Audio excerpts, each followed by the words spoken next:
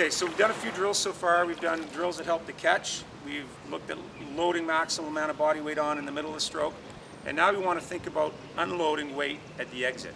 The exit's really important for a couple of reasons. One is because you want to have a nice, smooth unloading of the body weight that you put on the paddle. You want to have that unload smoothly at the end of the stroke. The other reason it's important is if you do it right, you can actually give your board a little bit of a push at the end of the stroke. So we're familiar with the concept of planting the paddle in the water and trying to pull ourselves to the paddle. But if we do the exit right, we can actually, once we've pulled ourselves to the paddle, we can actually push ourselves by the paddle. And one of the things that we want to be thinking about as well on an exit is getting the blade out of the water before it gets to a really negative angle, because this isn't super productive.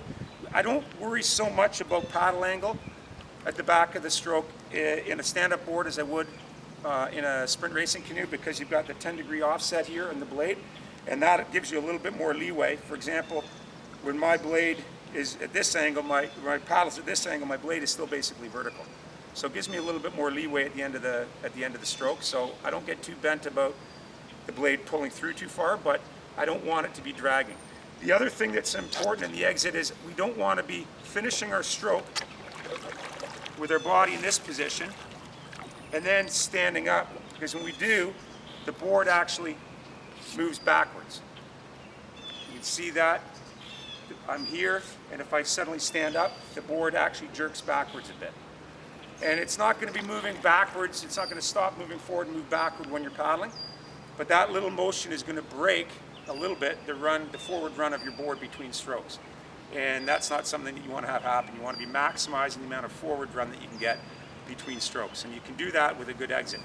So what you're going to try to do is, unlike the other drills that we looked at where you're trying to get the blade set as far forward as possible, you're not going to worry about that in the exit drill. You're just going to worry about getting the blade buried in the water and having your hips. Remember, in good paddling, what we've already determined is that our hips open up at the beginning of the stroke to generate the force that moves the board forward. So what we're going to do is we're going to be putting the blade in the water up closer to our body with our hips basically opened up, and we're just going to work on closing them back to the paddle. So it's going to look like that is an exit. That is an exit. That is an exit, where we're pulling our paddling side hips back to the paddle.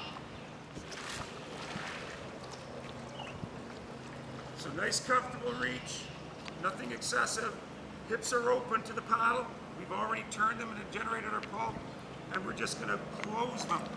As we're unloading body weight, we're closing our hips to the paddle. So close, close, close, close.